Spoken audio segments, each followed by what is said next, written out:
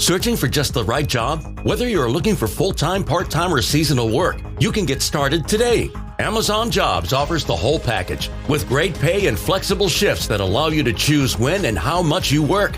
Find a warehouse close to home and discover the role that works for you. To get your application started for an hourly job, go to amazon.com/apply. That's amazon.com/apply. Amazon is proud to be an equal opportunity employer. When you sign up for BP Me Rewards, you can get 5 cents off every gallon of gas every time at BP or Amoco stations. That means more savings and more whatever you'd like to use your savings on. So treat yourself. It's on us. Visit bp.com/save to learn more. The following is brought to you by the Social Suplex Podcast Network. This is John Silver, lead recruiter of the Dark Order, and you are listening to All Things Elite.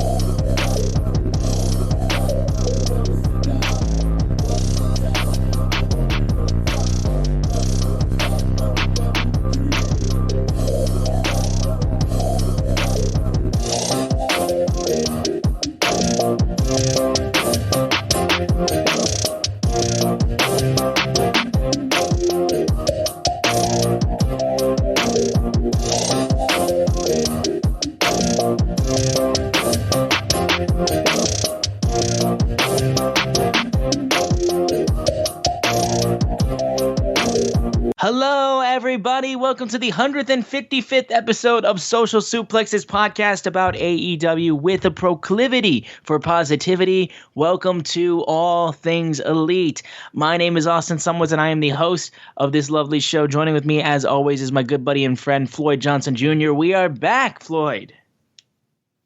We are back. I am back. I got a new headset that fits comfortably. Ooh. So I am very happy about that.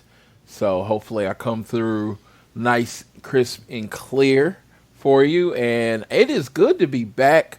Last week I took a little detour and I went to another podcast on the Social Suplex called Keeping It Strong Style. Yes. As we would cover the Forbidden Door. Unfortunately, we recorded on Tuesday. And if we recorded like this Tuesday, it would have been perfect.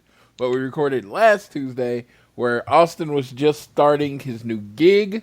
We're not going to talk about where that is, but he just started his new gig, so wasn't able to have him on there. But hopefully, if you happen to listen to Keeping It Strong Style from last week in their Forbidden Door review, I represented the show well, represented FTR well, the AEW side of things. But yeah, I put them over all the time. They're the best New Japan podcast in the world, Keeping the Strong Style and Social Suplex. Young boy Josh Smith, the leader, the president, the man when it comes to Social Suplex, Mr. Jeremy Donovan. Make sure you tune into their show once a week. Keep up with all things Keeping the Strong Style as we hopefully one day get towards the Forbidden Door 2. We had a great time at Forbidden. Had a great time for Forbidden Door, and like I said, you want to hear what I have to say, you go on that show. But I said we were going to set up some time to the show, probably going a little earlier than we prepared. Austin, do your thing. Tell us how you felt about Forbidden Door. Yes. So, yes, like we said, I will mention it just real briefly. Just started a new gig in my broadcasting career. Big jump. I'm not going to speak on it much because I don't want to get into the legality of it because of certain things that I should not go further in on. But regardless, it's a big jump. It's a big move. Very excited about it. And I just started last week, which is why I couldn't talk about Forbidden Door, even though I was itching about it because it was a lot of fun. I was in attendance for Forbidden Door like Floyd was. It was so great to be a part of it. And even though it seemed like the show definitely stepped on some sort of Indian burial ground because there was a lot of injuries, unfortunately, in this show. Very disappointing in that regard. But regardless of the fact that even everything surrounding this show. The show itself was absolutely incredible. I will tell a quick story, actually, about one of our situations that we had with this show, and I don't believe I told Floyd this yet. So my sister, Sydney, was meeting up with some of her friends from Tama's Island, Tamatonga's podcast and Patreon group. Great bunch of people. And they were meeting up over by the Jordan statue in the United Center. And they were just all meeting up and hanging out. And this guy, unfortunately can't remember his name or his Instagram handle, but I know my sister follows him. This guy came up to my sister and their friend and her friends. It was just like, you guys seem like a cool bunch of people. Here is one ticket for floor, row 2, not hard cam side, but opposite side. And it's like, my friend bailed on me. I have an extra ticket. Y'all figure out what you want to do with it. Y'all seem like a bunch of cool people, so here's a free floor ticket. Sydney's texting me this, and I'm like, did you stab somebody in Chicago? Like, where did you get this ticket? So, crazy situation. What they ended up deciding on doing was they were going to split like that ticket throughout the entire show. So people would basically claim matches that they wanted to see from that floor ticket seat. My sister claimed Jon Moxley and Hiroshi Tanahashi because she loves Moxley. Some of them claimed like the 4-way for the All Atlantic Championship. One of them claimed the 4-way for the the IWGP World Heavyweight Championship. Eventually they were just like, well, does your brother want one? And I was like, I guess. And I claimed Will Ospreay and Orange Cassidy.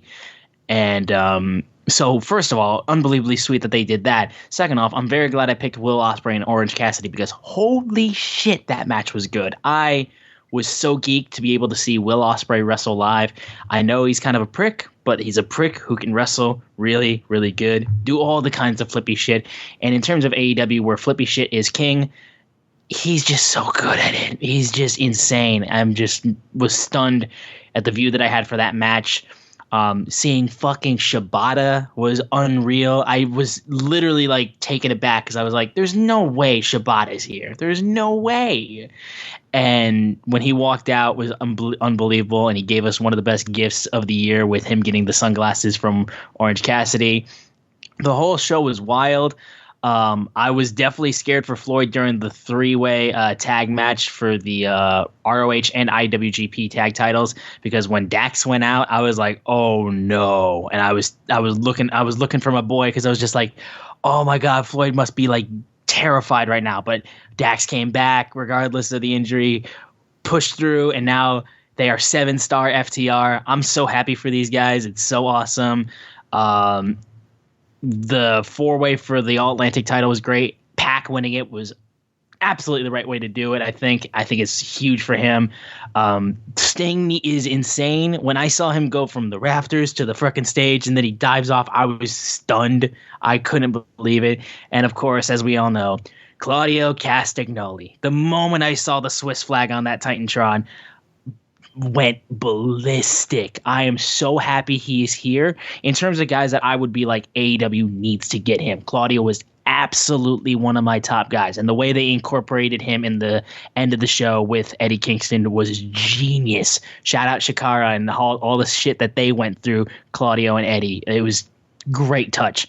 And then, yes, Jon Moxley, the new interim AEW World Champion, beating Hiroshi Tanahashi. Very cool moment. Regardless of the fact, you all know who my champion is.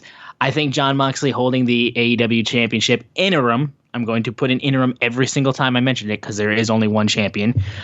Moxley holding a title with fans in attendance. He deserves it. I mean, literally, this man got the AEW World Championship the moment the pandemic hit and couldn't defend it in front of fans, including when he had his awesome feud with Eddie Kingston. So having him get this second chance almost is great, and him being the first ever 2-time AEW champion makes all the sense in the world.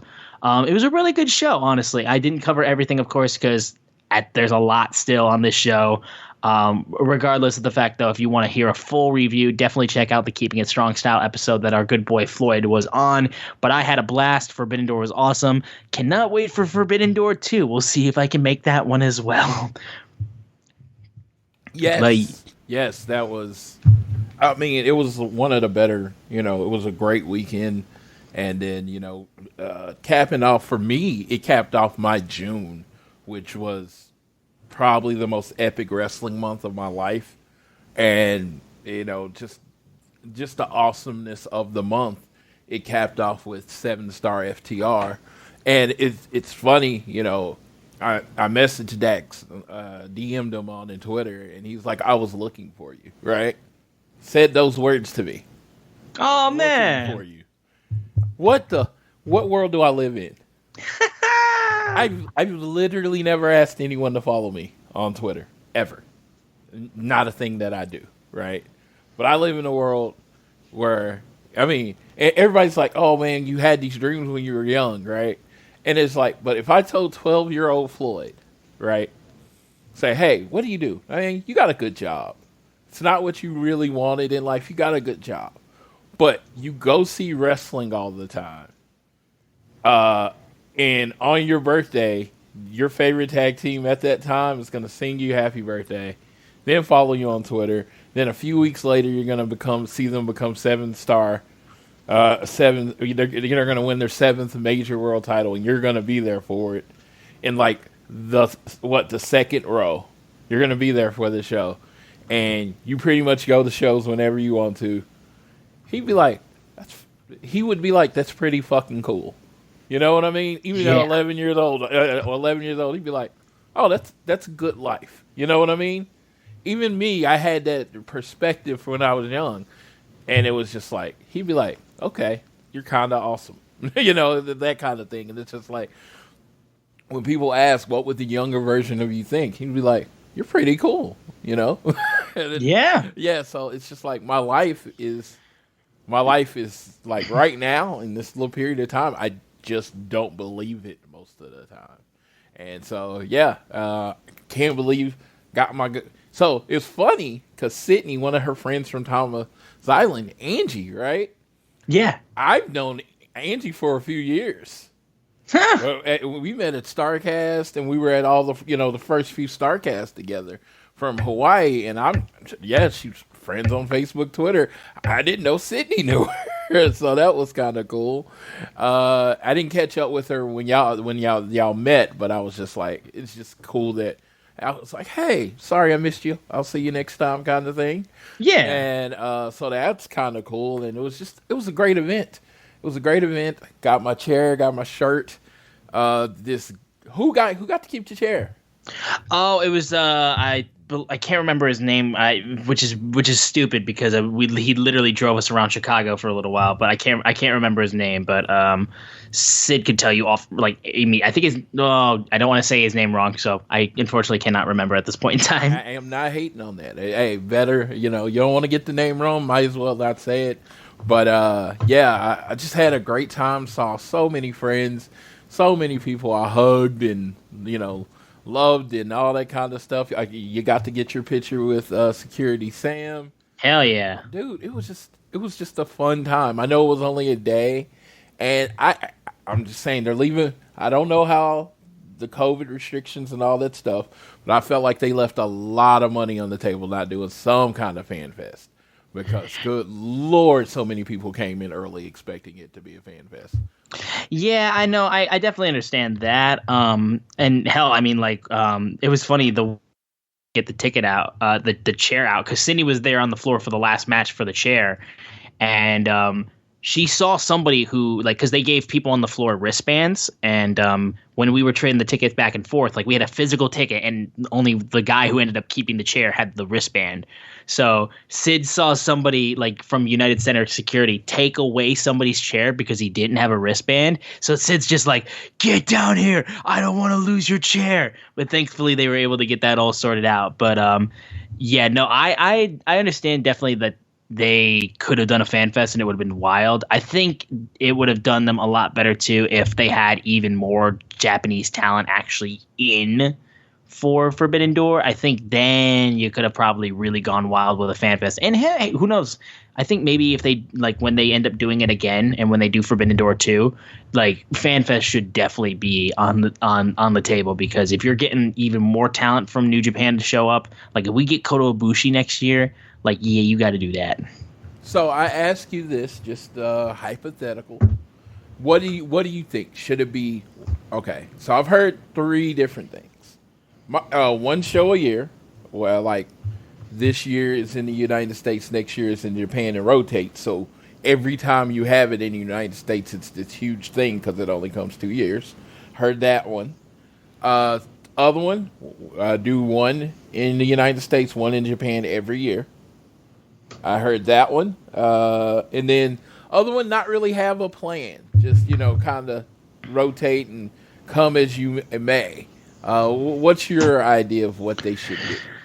I would say definitely, like, my idea of it would be like you trade off every year, because I feel like Japanese fans should definitely get the opportunity to see people from AEW live, and of course it's going to be difficult with still pandemic reasoning, but I'm hoping at least, like, by the time that we would have another Forbidden Door, like, restrictions would be like well taken care of. Of course, like I've said this before, and we slow on this shit, but regardless of the fact, I would like to see them kind of trade it, because I want the Japanese fans to be able to experience something like that, and it only seems fair that you kind of give and take, because I know New Japan wants to get like AEW guys to be able to do stuff in Japan, which, I mean, Moxley's already done that, and I can't imagine other wrestlers not being up for doing something like that.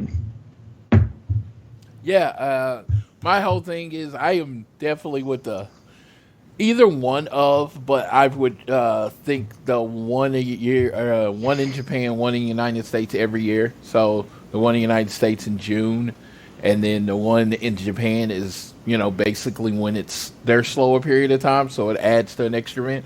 Actually, they run smaller pay-per-view type shows around in the middle as they get to Wrestle Kingdom. So, and it's usually kind of a slow period of time. So throwing in there like another Forbidden Door would be another money-making system for them. Or, I mean, they could probably do Wrestle Kingdom like a Forbidden Door type thing. I don't know what they want to do, but I definitely want the Japan audience to do it. I've been very open that my first time in the UK, I very much plan it for the first AEW show in the UK. I plan on being there if they give enough notice. And if they do a Forbidden Door in Japan, I won't be at the first one. I can't flip that. But yeah, if I know it's coming the next year, I can, save in advance. Because that's a big trip, Oh, yeah. I mean, you're going to Japan somewhere I've never been. I'm going to want to sightsee. I'm going to want to do all the stuff because I've never been to Japan. So that would be a really expensive trip. But oh, absolutely. Yeah, so I would have to put some back time for that. But I am, like I said, I'm looking forward to it. There's a lot on the table, especially since so many people were injured. We didn't get a Okada singles match, and that's a big deal. Okada's one of the best, if not the best, biggest attractions. I got to tell you, okay, so I felt like there were some really good pops in the show. FTR. Yep, I know what you're going to say. OC. But I just felt like Okada was on a different level. Like, yeah. No, not even close. The term I used was like, he's the closest thing to John Cena not in the WWE. Yeah, I mean, he's such a white whale for so many wrestling fans. Like, I've seen this person wrestle live. I've seen this person wrestle live. I've seen all this stuff. I've never seen Okada live. I feel unbelievably blessed because this is the 3rd time I've seen Okada wrestle live. The first time was All In. Second time was G1 Supercard. This was the 3rd time. So I feel unbelievably blessed that I've gotten to see this man wrestle this many times. But for a lot of people, this was their first time. And it's still, you hear that coin and then you just fucking come unglued. Yeah, it's just a different level. It's like everybody's like popping the night and I'm like, Okada. I mean, it was just louder than everybody else's.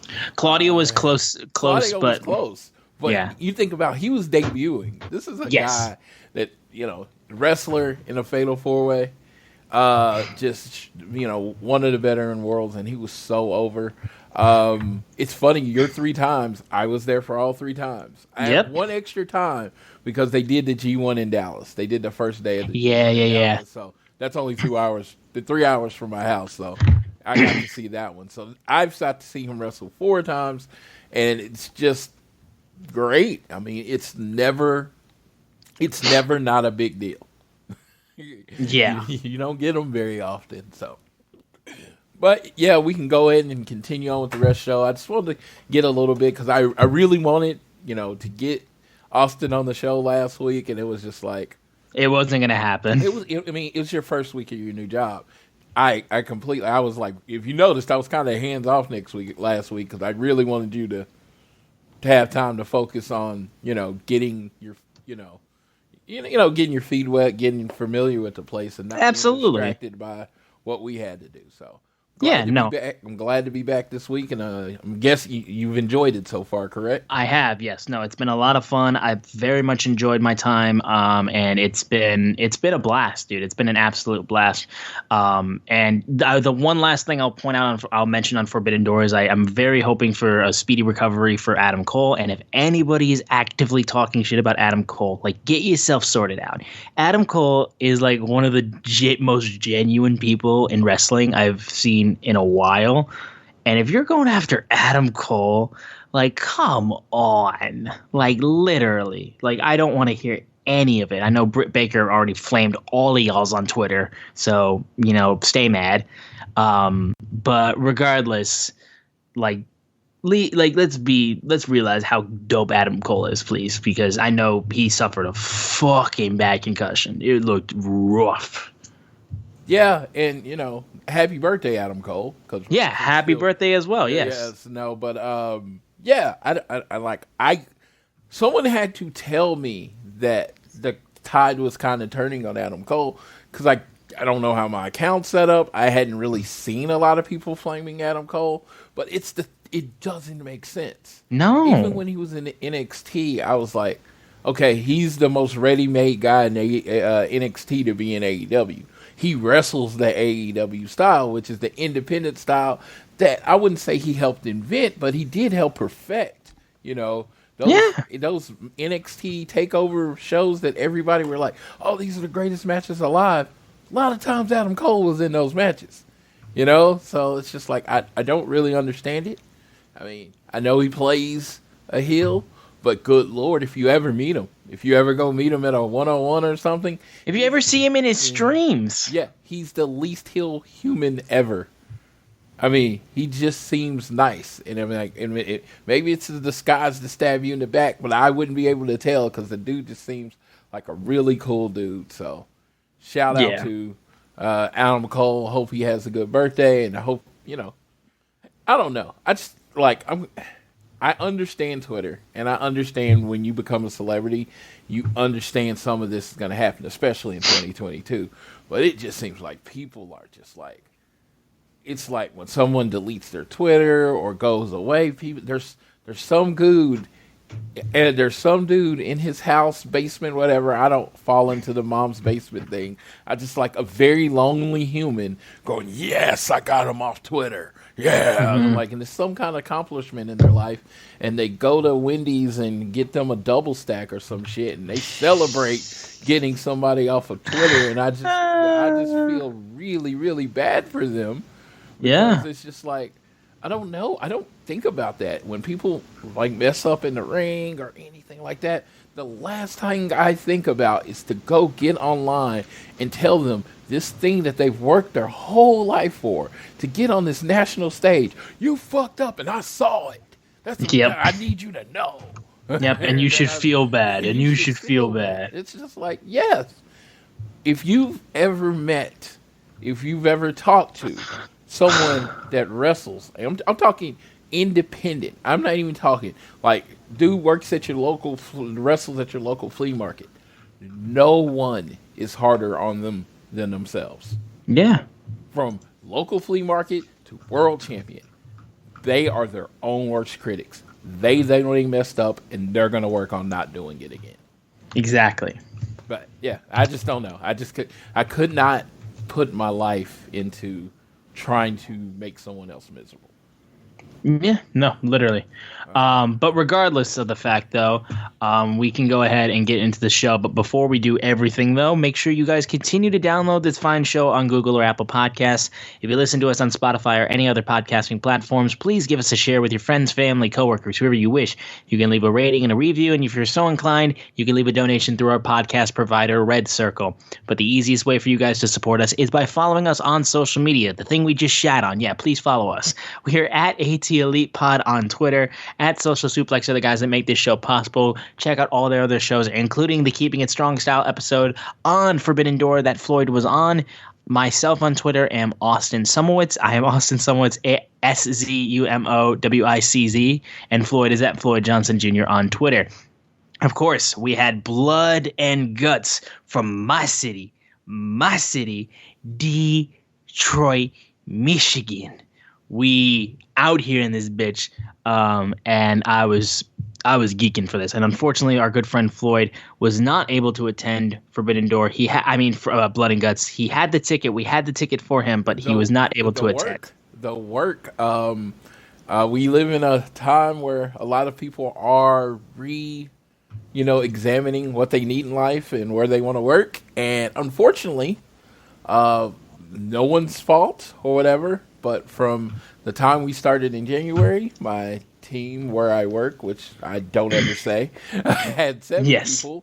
They're down to 4. So, So when you go from having a staff of 7 to 4, there's less time off. There's more people working. It's like my friend's off for this week, and we're all working stupid amount of hours to cover for them. It's just the way life is, and what my life is right now, and this too shall pass. But I had to miss a wrestling show, and it's honestly, I think I've worked at my job 8 years, and that's the 3rd time they've ever had to tell me, like, no, you can't do this. And if you think about that, I can accept that. That's an acceptable number. If this was like the 20th time, I might be getting pissed off. But this is only the 3rd time in 8 years I couldn't go somewhere because of a show. And twice have happened this year with the unexpected turnover we've had. Yeah. But regardless, we did very much miss you. But even though it was great, I considered bringing our good friend Security Sam. I considered on bringing him a Michigan hat, and I was concerned he might kick me out if I did that because of his disgusting OSU fandom. Ohio State is trash. So regardless, I didn't do it. I chickened out, but I did not want to get kicked out of the show. But our good friend also, Chad, from my old podcast, Pinned, a pro wrestling podcast, he ended up joining with us, and it was his first wrestling show in a while. He had himself a ball. It was a great time. But the show, Blood and Guts, opened up with All Ego Ethan Page, and the newly returning indie theme for Orange Cassidy, Jane, is back. We have Jane as his theme yet again, and when I heard the build up to that chorus, to that intro playing, I was so ecstatic because I was like, oh yes, because I know that Tony Khan said that was the plan for Forbidden Door, but it got leaked, so he held off on it, and now we ended up getting it today. I mean, at Forbidden Door, at Blood and Guts. So I was very happy that I was in there for that because it's just a really good theme, and I didn't mind Where's My Mind, honestly. I honestly thought it was fine, but this I do think is a good fit. It just works really well for Orange Cassidy. So you're going to get to hear from not so positive Floyd. Terrible change. Oh, no. Change. Oh, my, Where's My Mind? You sung along with it when they come out. It was the perfect song for Orange Cassidy. And now this song comes out, and I even went and listened to it on YouTube because I'm like, it's just not catchy like the other song. The other song's catchy. It's like, even if you didn't know who Pixies were, the song was catchy. The other song, not catchy at all. I'll disagree with you on that. I like Jane. I just sat there, I listened to it like 3 times. Like, I'm one of those people that I am very open when it comes to very open when it comes to music. I listen to country, I listen to classical, rock. It does not matter. I'm very open, and it was just like, yeah, I like the other one better. And it's probably just a preference, I mean, definitely just a preference, but it's just like, I guess I loved his entrance, so the idea that he would even think about changing it was weird to me. But I saw him on the Independent, so the first song I saw him come out to was Jane, and guess what? Didn't even remember that was his song. That's how not memorable that song is to me. Damn. And I saw him for the first time in New York, and he came out apparently to that song. And if you would have said Floyd, $1 million, what song did he come out to the first time you saw him?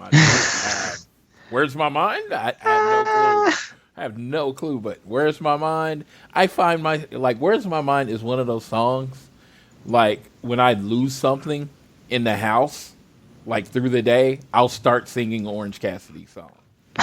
Where's my mind? I'll start doing that because, that's what you do. It's like, it's that catchy. So, I don't know. Like I said, am I going to lose sleep over him changing his theme? Absolutely not.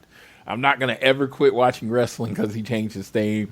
Orange Cassidy air freshener still hangs up in my car. I love it, yep, man. Same. Yeah, because I love it. Dude, there's a couple people from my new job that actually recognized the air freshener and asked if that was me, and I was like, "Yep," and they were like, "Let's go." Yes, and so I still love the dude. Don't get me wrong, and I knew he was going to have an excellent match, but it did kind of hurt me that they got rid of my music. Yeah, well, yes, like you said, though, it was still a very much excellent match. Those guys did a very, very great job. Ethan Page is genuinely like one of the most underrated people in AEW, I feel like. I think he's so good at what he does. His heel work, I thought, in this match was great. And they had some really good transitions. Yeah, Orange Cassidy really just continuing to really showcase how good he is. A good win from 2 orange punches, and they used the big push of like how Orange Cassidy would try to body slam Ethan Page multiple times, couldn't get it to go, and eventually he gets the body slam to win the match off the 2 orange punches. Had a story going throughout the match. Ethan Page, like, bigger than him and was trying to really play up the fact that Orange Cassidy is not physically impressive like Ethan Page believes that he is. And Orange Cassidy is able to pick him up and slam him. A nice, simple, easy story told throughout the match. A good opening. It got people excited. And also great work sending Best Friends to the back. And their outfits that they had, class. Loved those outfits. They posted them all over Instagram, and it was wonderful. Dude, I was like, Tyler, JR was trying to figure out one of my friends. I'm like, we got to find out where these suits are. We just need to rock these suits. Like, it's been the sweatsuit week. It was first that suit or Jim's suit week. I wanted that one, right? And then the next one, Mark Henry had his 1994 American one. Dude, I literally got on his Twitter. I'm like, 2 questions. Do you still have it? Can I have it? Because I would wear that to every show. People be like, I'm like, yeah, Mark Henry gave me this. I'm good. That's a good day. No, but I thought, Ethan Page, when he was in Impact, I was very adamant. And this was before he got in super shape. I was very adamant that he would be the top heel in my company because he's such a good dick. And like when he talks, it's just, you hate him. And now that he's gotten in shape and he's gotten the outfit right, oh my God, he's like, I always say he's like Seth Rollins, but a toned down version as far as the clothes of Seth Rollins. But when he gets on, he's so freaking annoying. And he's just going to be one of those times where, unfortunately, like right now, there's an injury bug going around. This is his time I think this is the time for Tony to maybe try him in a little higher position because I think they're missing out on Ethan Page. I think he might, as far as a heel, I think he's as good as MJF. I really do. I think he's definitely there. Yeah, absolutely. I think there's no way you can't look at Ethan Page and what he can do and not say that this guy can't be a mega heel in your company and do really good stuff. And like MJF's MIA right now. So like, honestly, like this should be a point where yes, he should absolutely try and get himself to the point where he can be in that position of being one of their top heels. I think he can really do it. So I'm all with you with that. Yeah, absolutely. They should try and have him go for that kind of spot. But regardless, this was still a really good opening match for Blood and Guts. We then had an in-ring interview with Christian Cage. Well, actually on the ramp interview with Christian Cage 2 weeks after he attacked Jungle Boy and turned on him. And Christian was saying he had to come out and apologize for the insensitive remarks on behalf of upper management of AEW and say he had to make apologies for the marks that he had made about Jungle Boy's family. This man couldn't get a word out. Detroit was booing this man so hard, and he's like, I've never apologized for anything I've ever done or said. That being said, I'm sorry your entire family isn't dead, Jungle Boy, and that they had to witness you and me 2 weeks ago in that ring. And he makes a comment about Detroit saying the only thing this scumbag city has going for it is that you're close to Canada. And I'm just like, okay, sure. Whatever, and calls us Motor City Sweat Hogs, which was very funny. And he said he's in street clothes, even though he requested a match, but the match was not requested for him. Heel Luchasaurus walks out, darkened Luchasaurus mask, and he comes out, and Serpentico is terrified, and he gets killed by Luchasaurus. And Christian Cage is now paired up with Luchasaurus as we still wait for the return of Jungle Boy. This is interesting, honestly. It's quite interesting. I don't know where this is going to go. Quite honestly, I was very confused as to why just Jurassic Express would possibly split up. But regardless, I am intrigued in what this goes in. And Christian is so good. He's so good. Like I like once he turned heel, I remember I went back and watched a whole bunch of his old heel stuff after he turned heel when he won the World Heavyweight Championship, and I watched all of that shit, and I was like, yep, I'm so excited for heel Christian, and he's just as good as I thought he would be. And yeah, I'm interested to see what this pairing with him and Luchasaurus brings. Don't be surprised if first of all, he is God level heel. Christian's one of the better ones ever. He's one of the most versatile wrestlers ever. Heel, face, whatever position you need, manager, whatever position you need, Christian is above average in all of it. He's just so versatile of a character. Luchasaurus, I think this sort of change. You're thinking about we're a few years into AEW. I think it's this time. This was perfect time because I think Jungle Boy needs to evolve, and I think the first thing he needed to evolve was to get rid of Luchasaurus. Luchasaurus is a giant heel that takes heat, great as Christian's heater, as they were like. He's Christian's Tyson Tomko. You know, Christian always has a Tyson Tomko. You know, whether it's Test or Tyson Tomko. Now he has Luchasaurus. You know, he has his muscle in him and someone that he can manipulate like that. Luchasaurus playing that role. Don't be surprised for all you people out there that are big fans of Jungle Boy, right? Don't be surprised if the Jungle Boy character kind of goes away now. I might be slowly, but I think this is an evolution of Jack Perry.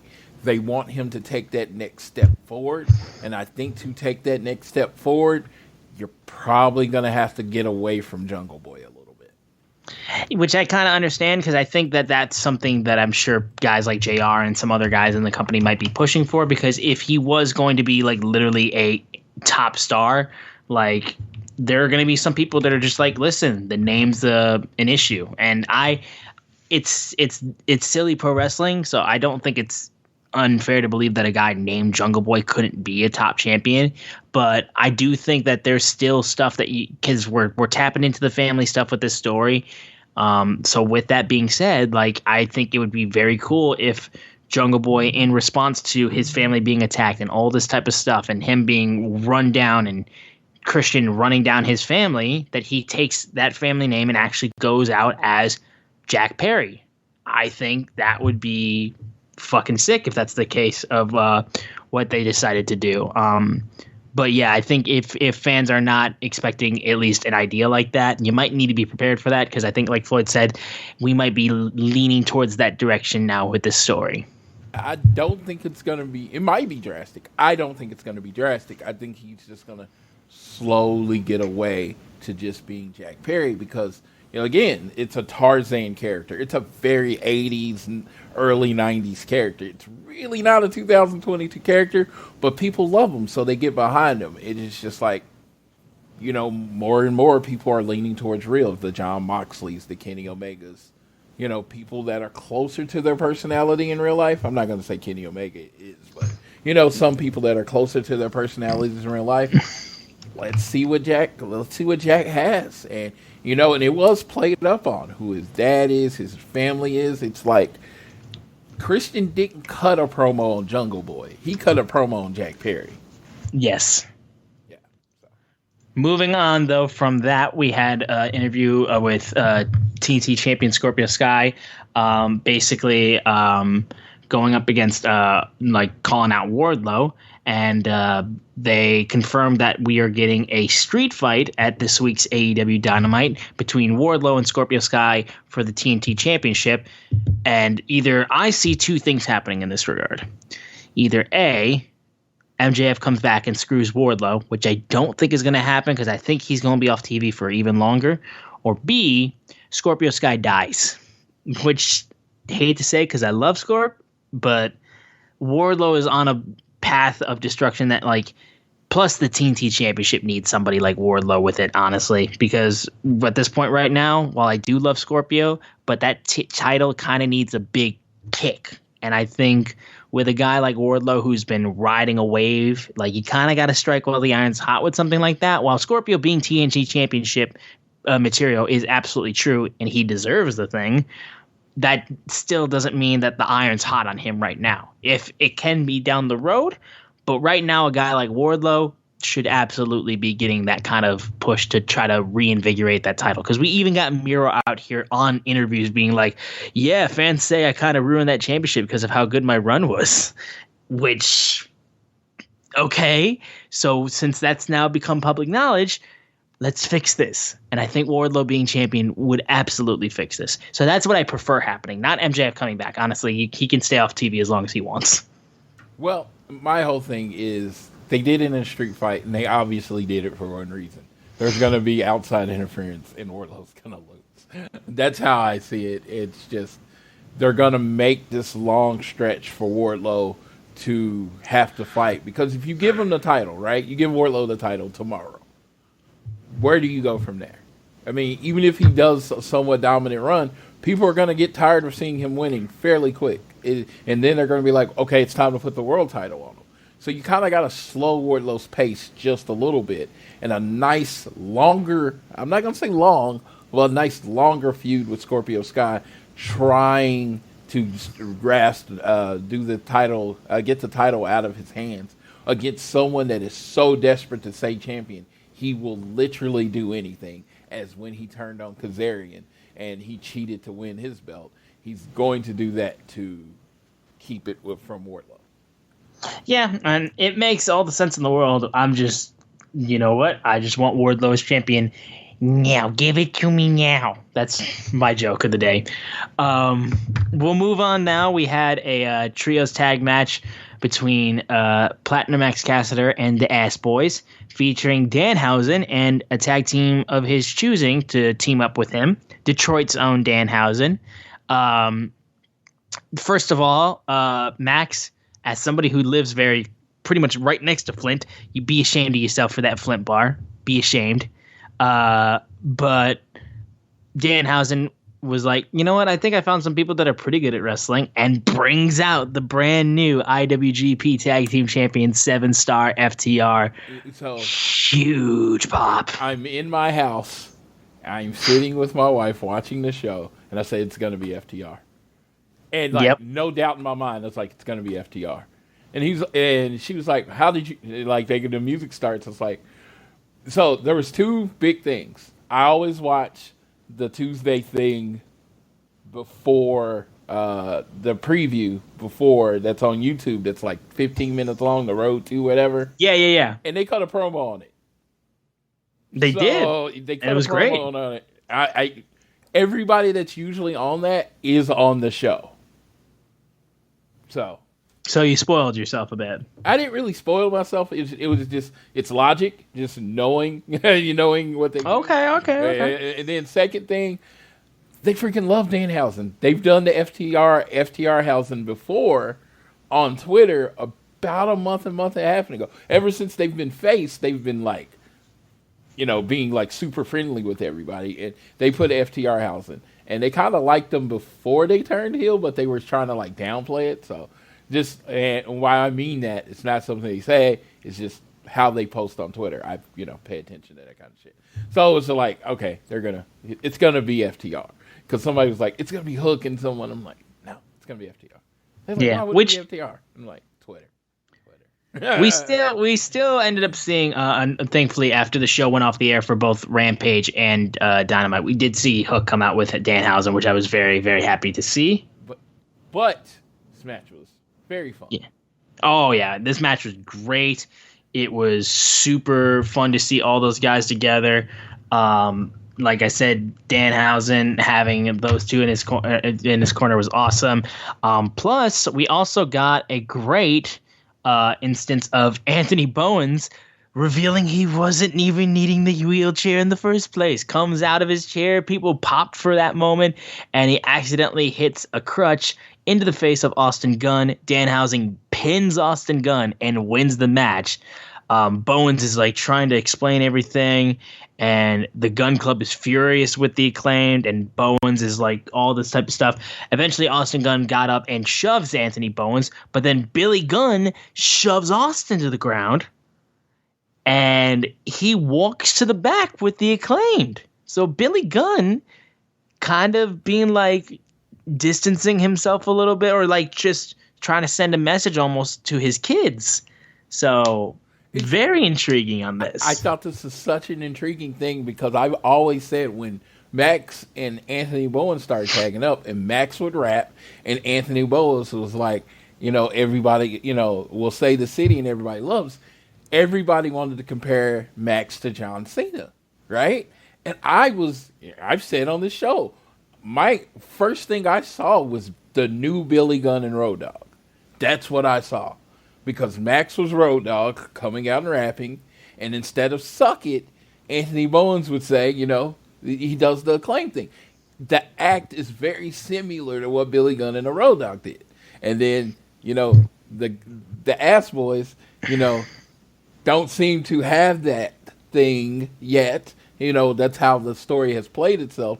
So it's like, it doesn't shock me, even kayfabe-wise, that Billy Gunn would go with a group that's most like him. It's like, he has two sons, and they're Colton basically looks like him. I'm just like, in 3 years of lifting, he's probably going to look exactly like his dad. But I'm just saying, as far as the charisma and stuff, that's with Max and Anthony Bowen, and it's just like, the Guns are coming along. I just feel like that's the story they're telling. Of course, I don't know how it's going to end. I'm actually looking forward to it because that was a twist. Because I assumed when Max and Bowens got out of line, Billy was going to automatically take his son's side, and he didn't. So let's see where we go. Yeah, I'm so intrigued on that regard. We've had a quick little preview for Death Before Dishonor for Ring of Honor's upcoming pay-per-view next month. Sanjay Dutt backstage with Jay Lethal and Satnam Singh, and Jay Lethal demanding Samoa Joe defending his Ring of Honor Television Championship against Lethal at Death Before Dishonor. So we got a little preview of that in terms of the Ring of Honor side of things. I'm excited for that. Joe and Lethal should tear the house down for a great match. Lowell, Massachusetts, represent. Yeah. Also, because at that Detroit show, we got to see Satnam Singh actually wrestle. So, gotta say, solid stuff. like big motherfucker, of course, big, and he was throwing people around. Having Lethal do stuff with him was great as well.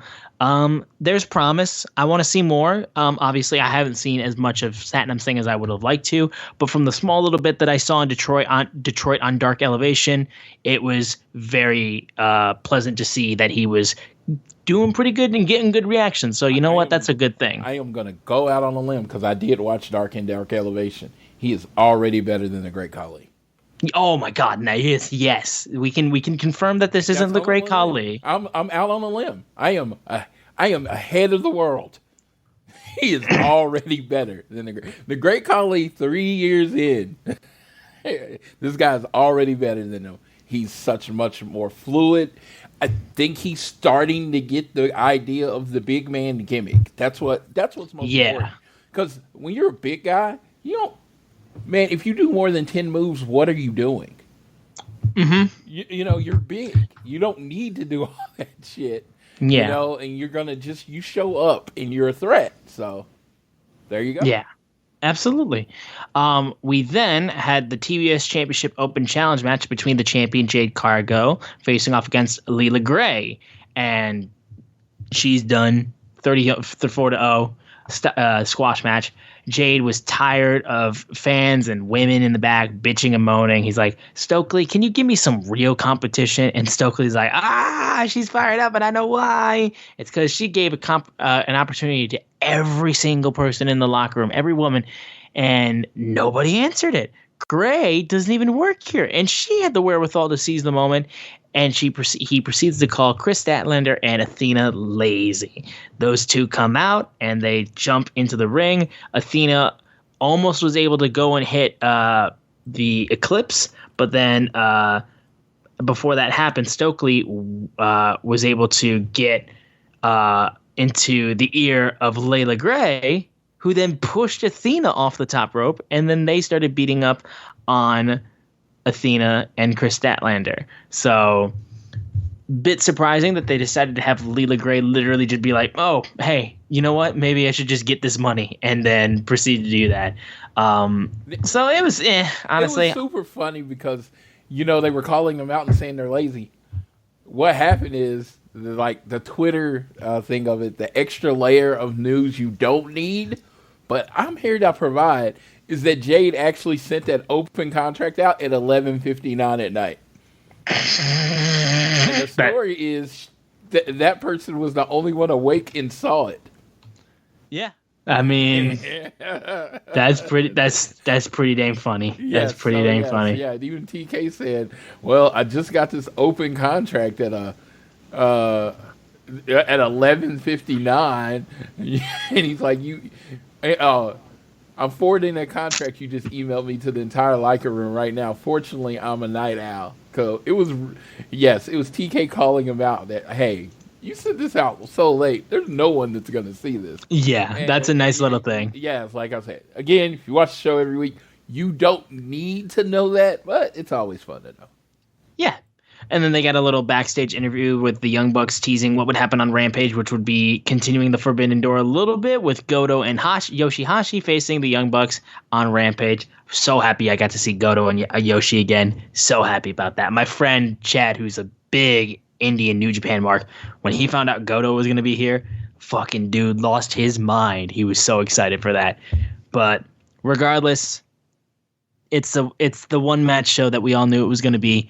Blood and guts. The Jericho Appreciation Society, Angelo Parker, Daddy Magic, Matt Menard, Daniel Garcia, Jake Hager, Sammy Guevara with Ty Conti on ringside, and the Wizard Chris Jericho in their disgustingly awful red outfits, facing off against the Blackpool Combat Club with the interim world champion Jon Moxley, new member Claudio Castagnoli, Wheeler Yuta, teaming up with Eddie Kingston, Santana, and Ortiz. And look, it's exactly what you thought it was going to be. It's violence, tax, glass, in fact. Yeah, glass and tax. And just blood everywhere. Fucking dude. Angelo Parker, like the image of him hanging upside down from outside the cage with his face completely just bloodshed. I just knocked my phone down because it was so ridiculously disturbing and just violent. Picked it back up. We're back in this bitch. Then Matt Menard got the shit kicked out of him. Everybody in this match was pretty much either bruised or bloodied or thumbtacks in their backs and bodies. Claudio was out here doing so much and killing it. People climbing up onto the fucking goddamn top of the cage, and Eddie Kingston throwing Sammy Guevara off of the cage, and then just like full on like Muttley just shucking and laughing like laughing up on top of the cage as Sammy flew off. There you go. You got your Jericho fall from the top of the cage spot, but it looked a way lot better.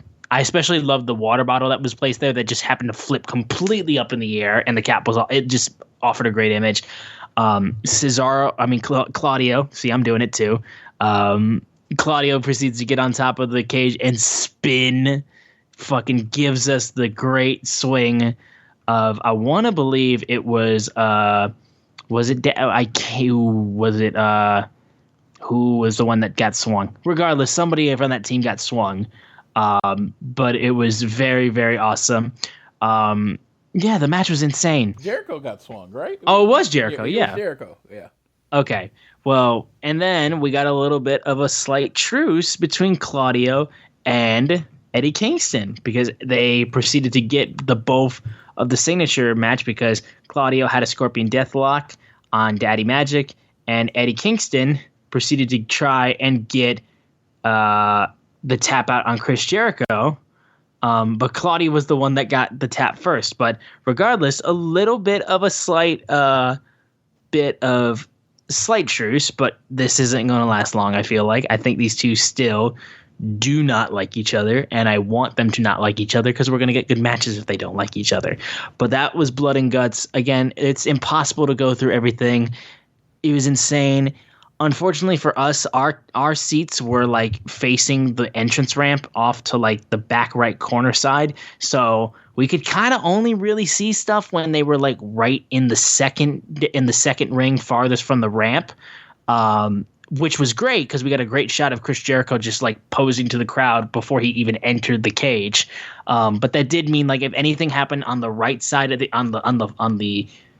if we're talking hard cam, the left ring, if anything happened there, it was a bit hard to see. And then if everything that took place on the on top of the cage, like we didn't have the best view of. Didn't matter though, because it was just fucking insane to be in. The environment reminded me very much of the environment that it was like for Anarchy in the Arena. Just fucking madness everywhere. People can't believe what they're seeing. Yeah, I'm just happy I was literally just in there experiencing that live, even if my view wasn't necessarily great, because on the floor for a blood and guts match, it's kind of good if you're in the lower bowl, because unless you're like ringside for it, like you're not seeing everything. You're just not. But regardless, fucking insane. Yeah, I've heard people try to compare it to the other blood and guts. I'm like, it's a different thing. Because of how the audience is set up and everything. It's just different. It's in Detroit. You know, the Malice in the Palace was there. So having blood and guts just seems like... Well, I will go ahead and I will add to that. That wasn't in Detroit. That was in Auburn Hills. The Palace was outside of Detroit. Yeah. Regardless, though, I did like the Malice at the Palace line. Yeah. Even though that moment in sports is played to death in Detroit, and people constantly talk about it, and I'm just kind of like, can we talk about how my team won the championship like a few months before that happened? Can we talk about that? I would rather we talk about that. It was a brawl in the middle of a basketball game, and it's all Ron Artest's fault. That's a lie, actually. It's the one jackass in the crowd who threw a beer. But it's the one thing you can say this: it's the only time it's happened. Yeah, very true. You go back to the 80s and 70s where fights happen between players and, drunken beer belly guys were on the crowd. No one just got in a flat out brawl in the court until the Malice in the Palace. It's such a phenomenal thing. How many things can you say one of one? Never happened again. I mean, that's it. It's like, dude, That's not going to happen again. First of all, it showed a bunch of fans how athletic and tall these players really are. It's like they go out there and he's like, yeah, that dude can take like 3 of you just based on athleticism. He doesn't even have to know how to fight. He's just faster, stronger, bigger than you. And everybody's like, yeah, they don't want to be the guy that pulled up his pants and got knocked out by Ron Artest. So everybody sits in their seat now and just throw all their shit from there. But no, it's one of one. It's amazing. So you got that war. Now you got another war that's going on. War Games, which is, the granddaddy of blood and guts. The 6-person, a little too many for me. Hard to keep up with where everybody was. The camera guy did a good job, but I would still like the 4-on-4 or 5-on-5 format. That's just me nitpicking. Yeah, lots of violence. Unfortunately, Santana looked to do something to his knee. We haven't got it confirmed on whether he blew it out or whatever. But Santana hurt his knee because he got down in one spot and just didn't get up. And they did the whole thing where the whole team was on the top of the cage celebrating, except he wasn't there. Yeah, and it's just like, so we're going to have to see what happens there. But if you watch the build-up to Dynamite tomorrow, Matt Menard cuts an amazing, 2-minute promo, and he did something. He said, he's loyal to Jericho, and he said he tapped to protect Jericho. He tapped. It's just such a great piece. He tapped so Jericho didn't have to, so Eddie Kingston didn't get what he wanted. Yeah. Because I took that away from you. I tapped where you could make Jericho tap. And you saw at the end of the match when when they tapped and he saw that Jericho hadn't tapped and that the other guy tapped. He was distraught. His feelings was hurt. He was broken. And he was kind of mad at Claudio, but Claudio was like, dude, I'm trying to win the match. Yeah. I've been fighting. He was the first one in, right? Claudio was like the first guy in. Yeah. He was I believe he was either the first or the second. Yeah, he was the first. Yeah, because he was chasing Sammy Guevara. Yep. I've been going in a war that you started for 40 minutes of fighting. I'm trying to end this bitch. I'm trying to go home. You're like, we've been fighting. I'm not worried about if you get the tap out or if I get the tap out. I'm just like, somebody got the tap out. And he kept saying, but we won. And it was just this moment where Kingston looked like he was about to punch him, and he finally like, oh, okay, we won. And then he gives him the fist bump. And it was just like, Eddie Kingston is one of the best in professional wrestling. Yes. And it's like, what gets lost is he does the little things so well. The motion. No one had to come out and cut the promo for me. The emotion conveyed in that moment that he was desperate to get his revenge on Chris Jericho by making him tap. And that revenge was taken away from him by the other guy that he hates most in the world, Claudio, even though Claudio didn't do it on purpose. Yeah. It was just like he was just wrestling and trying to make the guy tap. And it was just such a moment that all that emotion was conveyed, that you took something away from me. I hate you. But okay, we did win, and it was like the cooler head prevailed, and he gave him the fist bump, and it was such a great thing. And I think I found Jon Moxley's weakness too. Man, I don't know if you saw him climbing up that cage. That dude looked very uncomfortable climbing up there. I don't think he's a heights guy. Yeah, I am as another person that is vehemently not a heights guy. Yeah, I'm not. I once, when we were in Orlando, they have the Eye of Orlando where you can go up into that Ferris wheel, and you had to go meet Bailey, and you basically had to pay for a ride on the Eye of the Ferris wheel. So they did the same thing that they did with Toys R Us with me and Becky Lynch. Like, that was what they did. Where it's like, oh, you want to meet Becky Lynch at Toys R Us, you got to buy something. And I'm just like, well, what the fuck? So you had to buy that to meet Bailey. So I bought it to meet Bailey, and he was like, oh, you get a free ride on that? I was like, no. And I walked the other way, and my friends were like, well, we're going to ride up there. I'll be waiting at the bottom for you. Floyd don't do heights. Like, extreme heights. Like, the height of a roller coaster, fine. I can do that. Elevators, all that stuff doesn't really bother me. But just like the whole idea of that Ferris wheel going by it takes an hour to go around. And me just sitting up there at the top, yeah, I would stab someone because I would be that panicky. So, yeah, that's not for me. So, well, yeah, we know that now, though. Me and Moxley, for a moment, he is not my favorite wrestler, but he's very exciting. I felt like we were like kindred spirits in the moment of him climbing up that ladder, climbing up that cage. Like, I don't want to do this. I know they want the moment. I know they want the picture, but I really, really don't want to do this. I felt that hard, and Sammy Guevara is effing nuts. You know, yes. It's like I felt like they made it 6 just so he could take this bump. Oh yeah, oh yeah, literally. So he can take this bump. Like they was like, hey, so Matt Menard, you're gonna go off the top of the cage. Matt Menard's like, no. Angelo Parker, so you're gonna go off the cage. No. Jake Hager's like, nah. You just like, don't even look over here for me. And they're like, well, who do we know that will go? Sammy, you're joining the JAS. You're going off the cage. And he's like, sure. Why the hell not? He is crazy. So no, I love it. I loved it. I loved the whole thing. Like, if someone was trying to compare it to last year, I don't really compare it to last year. To me, War Games, that kind of stuff is like battle royals. Even a bad War Games is a great War Games. You give me the cage. You give me the bad guy with the advantage. You give me a lot of blood. You give me a clear winner. I'm good. Yeah, that's pretty much it.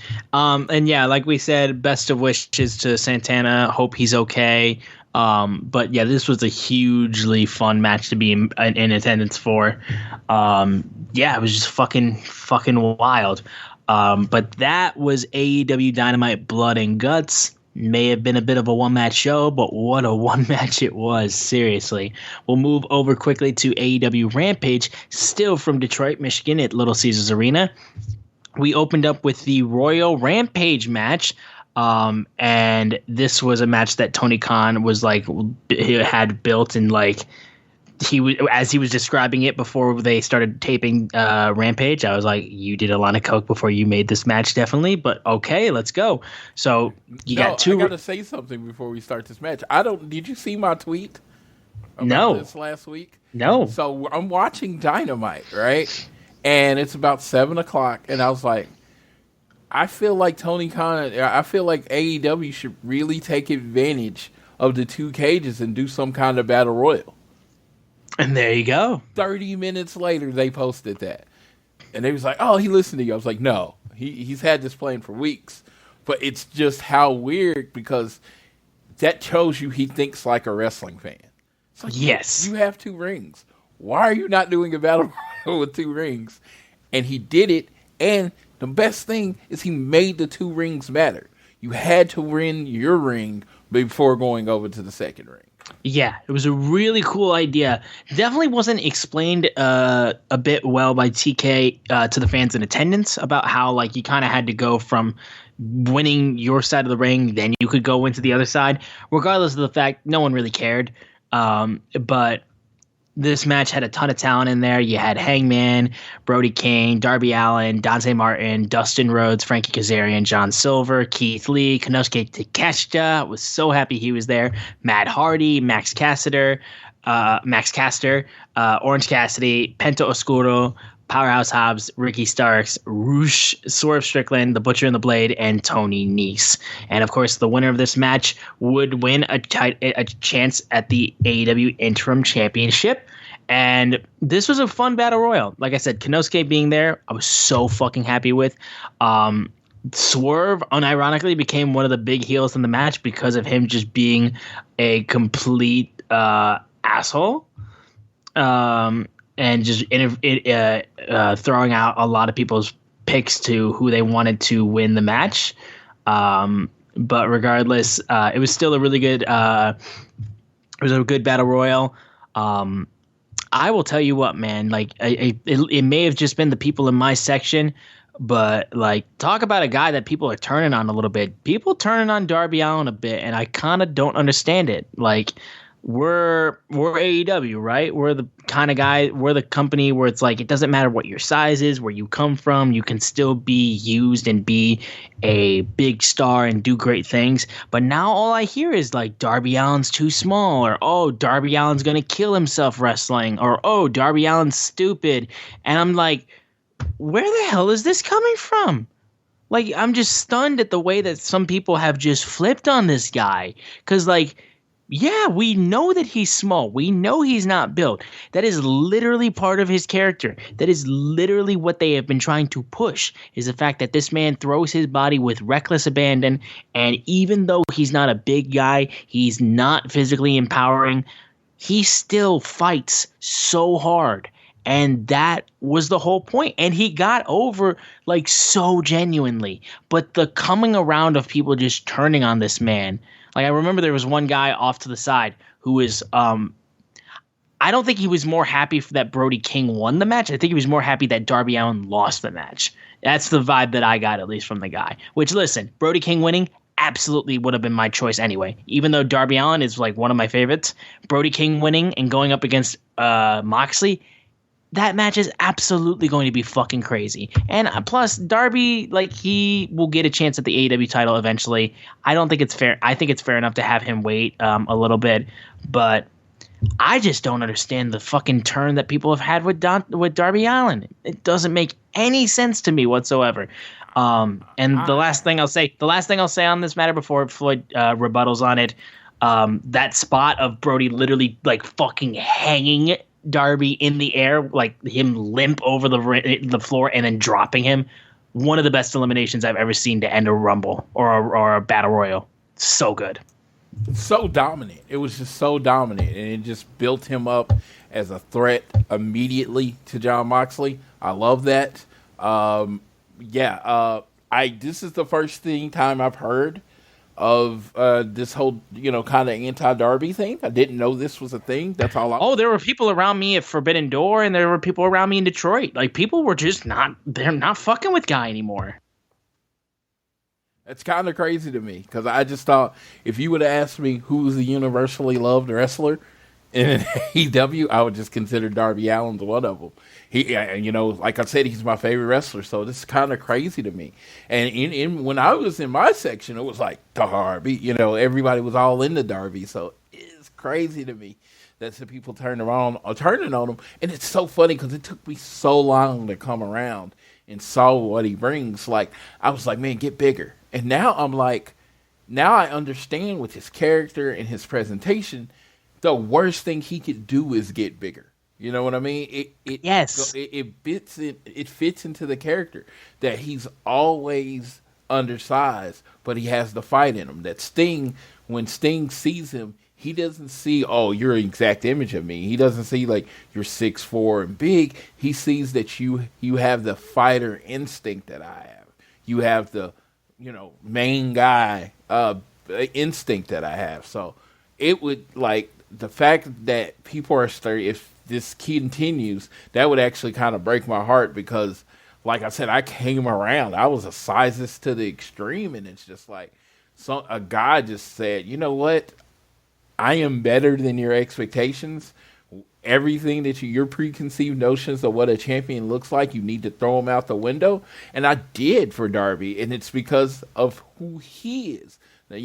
Because of what the energy he makes, he's changed my mind. So it would break my heart if, like, the AEW fan base in general was starting to turn on Darby. I don't think it's the fan base in general, to be fair. I think there are, like I said, some serious, a couple, like, just, like, maybe some, just, not even, like, yeah, like, like, maybe just people that are just, like, trending off of AEW or whatever, but, like, regardless, I don't understand, like, whatever. In Detroit and Chicago, you'll say, especially main Chicago, they can kind of be more WWE towns. And, as AEW grows, they're going to get some WWE fans at the shows. And WWE fans are used to the wrestlers looking a certain way. I'm not saying this to talk down to WWE fans, because I just told you I am one. I was one. Yeah, and I thought the same way, and he's had an impact on me that, like, literally no wrestler has. I mean, Rey Mysterio didn't change my mind about small people, but Darby Allin did. Yeah, like I said, I understand if you're not a fan of like just Darby in general, but like to be like saying guy isn't good, like is just like, and again, it's more so me just overreacting to a few people I heard around me. Wrestler. Yes, he's an exceptional wrestler. I'm like, you can say what you want about that man, but he's an exceptional wrestler. The way he throws his body around, the only person that is ever put in any danger from what he does is him.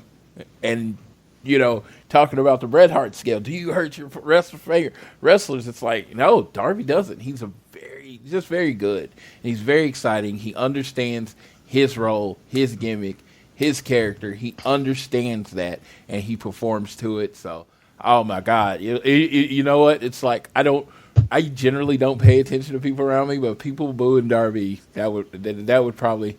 I named my cat Darby. Like literally, I have a cat named Darby. So if like when people booing Darby like that regards, like that would I'd trigger be me a little bit. I just have to be honest, it would trigger me a little bit.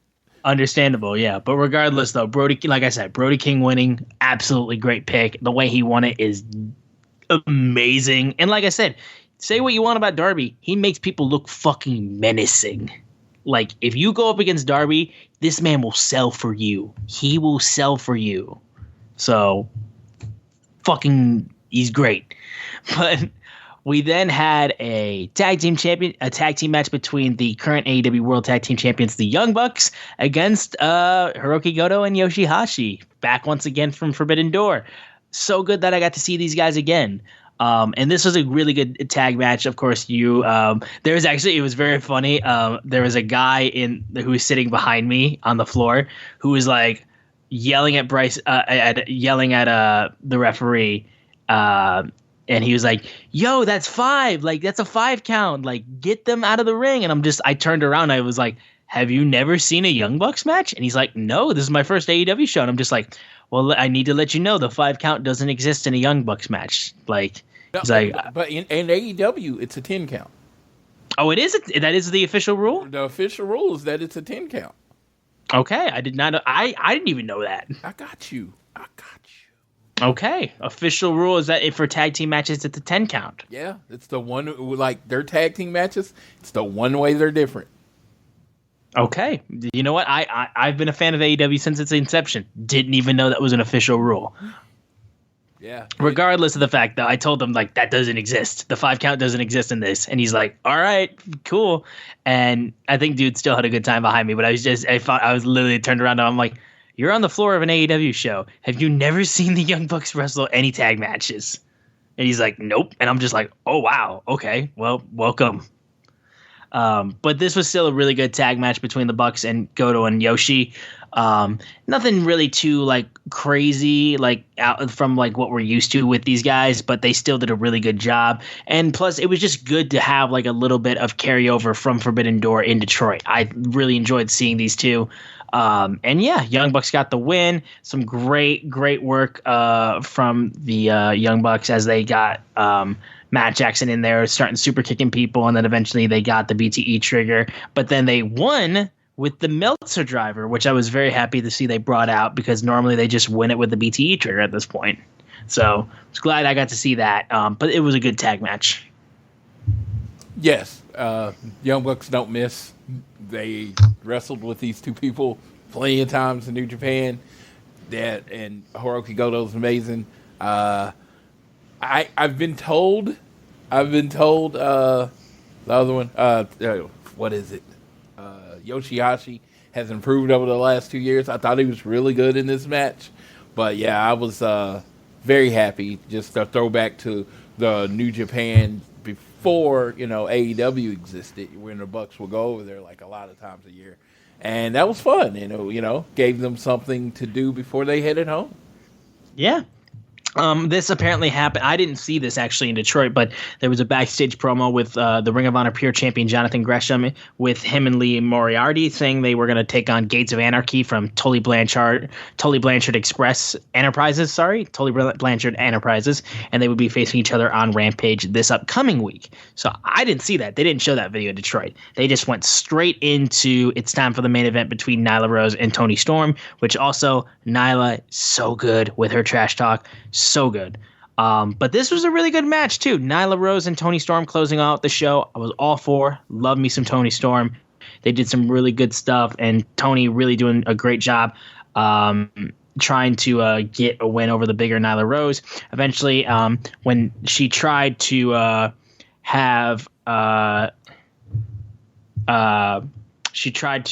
do the jump off the apron, but Toni was able to get out. Well, she was able to get back in there, and she was able to get the win with her pendulum DDT. And Marina Shafir got in the ring and then jumped her and then proceeded to get saved by Thunder Rosa, which leads into what's happening on Dynamite with the greatest women's tag team name I've ever heard in my entire life, Thunderstorm. That is so genius. Like, I gotta give whoever came up with that a gold medal. That is the best tag team name I've ever heard for these two. Like, genius shit. Genius. But this is a decent way to close out the match. Anybody who walked out of this to beat the traffic, though, in Detroit, y'all should be fucking ashamed of yourselves. Because I hear all the people in the world talking about show respect to the women's wrestlers. We want more women's wrestling on AEW. I even saw a guy who had a women's wrestling sign at Forbidden Door, and I fucking fist bumped guy. And there was definitely a lot of people chanting and getting good reactions for the girls, but I saw people leaving also. So if you left during that, I understand it was a long show. I understand it took them a while to take down the blood and guts set for Rampage. I understand it was a really late show, but if you were leaving, y'all should be ashamed of yourselves. So, yeah, I was in Atlanta December 1st. It was Tiffany's birthday last year, and I got to see FTR wrestle against – it was like – I think Ray Phoenix got hurt again, so it was Pentagon and someone. And it was – I think it was Pentagon and Pac. And they had a really good match, and, yeah, the crowd had left. That is the one place that they're not discriminatory. They don't care who it is. I guess so. They don't stay for the main event Rampage match. They are out that bitch.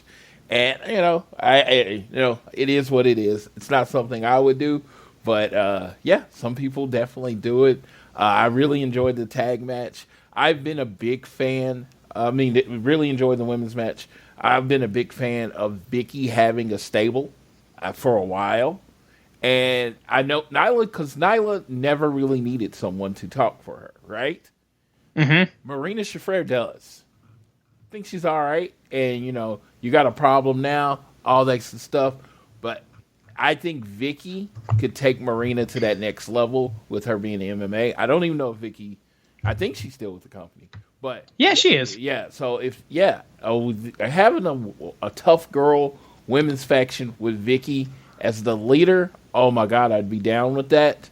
And I hope that's what's coming up here. Nyla has kind of moved around from partner to partner. I'd like to see Marina stick for a while.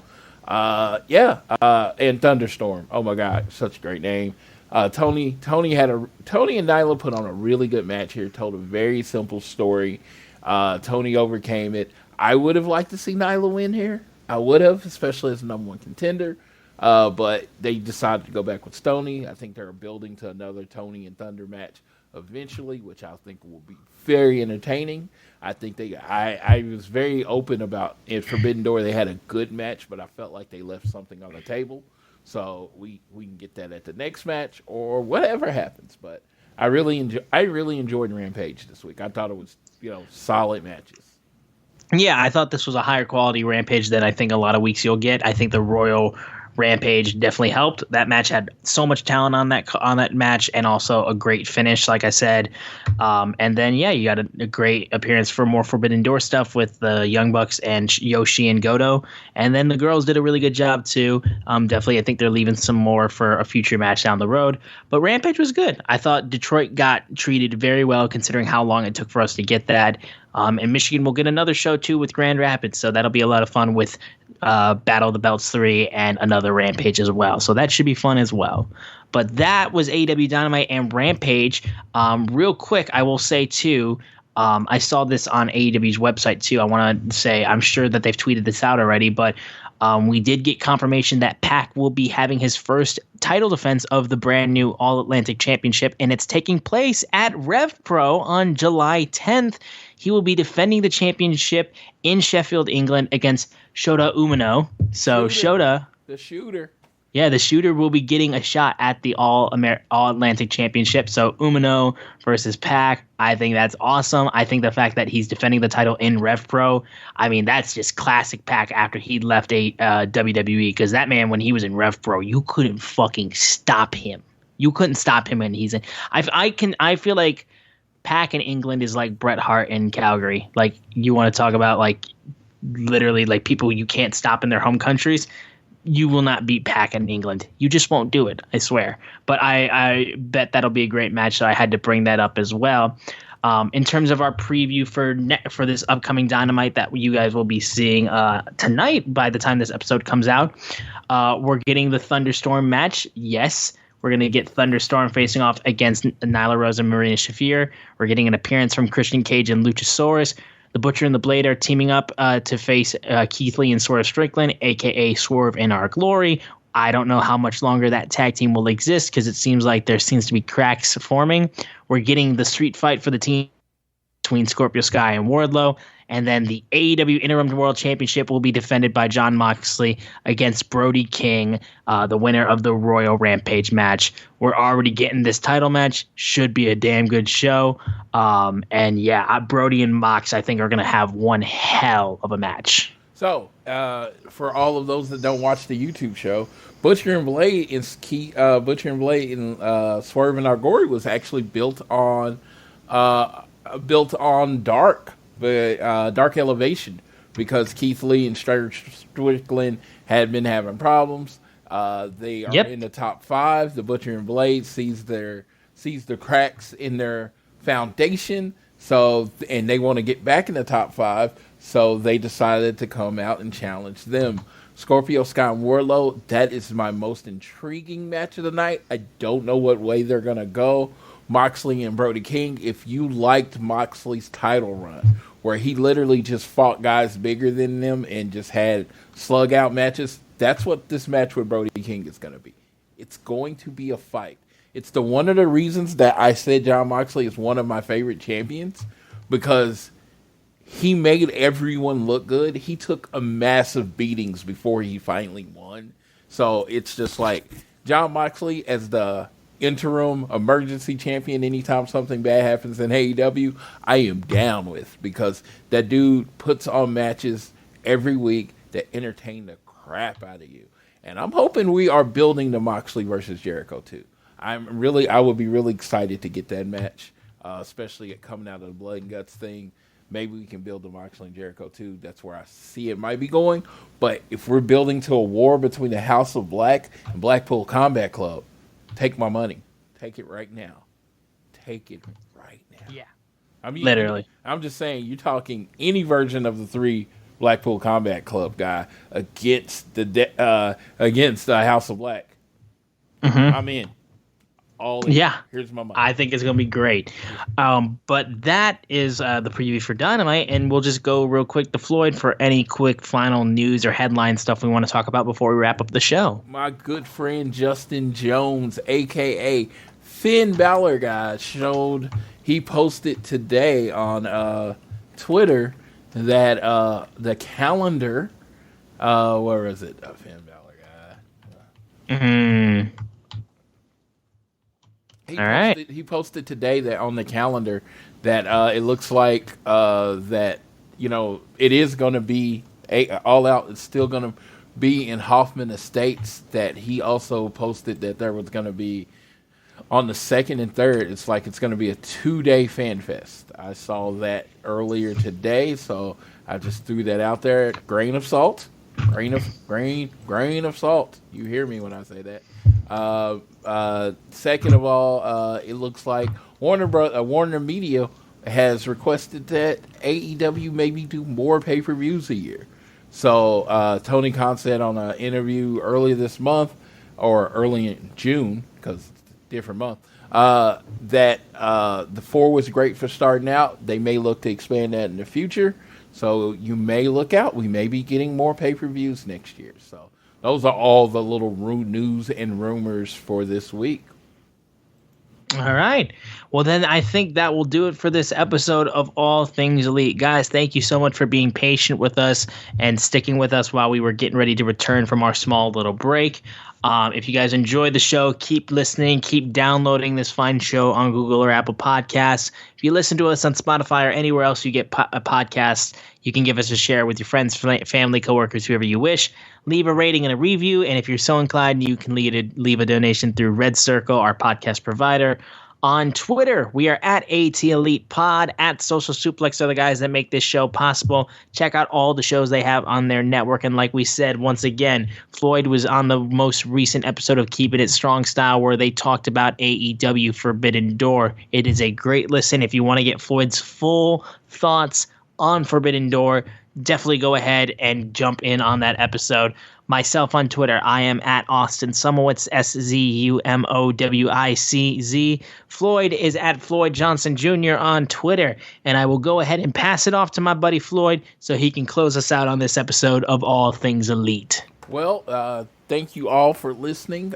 We appreciate you, and we'll keep giving you the news and the excitement that we offer, but just throw it out there. I always try to throw this out there. COVID's still a thing, so watch out, take care of yourself, wash your hands, mask up if necessary, and just understand it is not gone yet, but I just want you to look out for people. Just my uncle had it, so I had it for my second time, so it's fun. It's not fun. It's not fun, but yeah, just make sure you're out. And when you're on social media, this comes from my message earlier, be nice to people. I have always taken a tone that I don't really say anything on social media that I wouldn't say to a person's face. So if you take that idea, most of you would be in a better place. I know we're never going to be a perfect world, but we can get 1% better every day. So I'll leave you with that. And to that I say, whether it is home, work, or school, always do your best to be elite.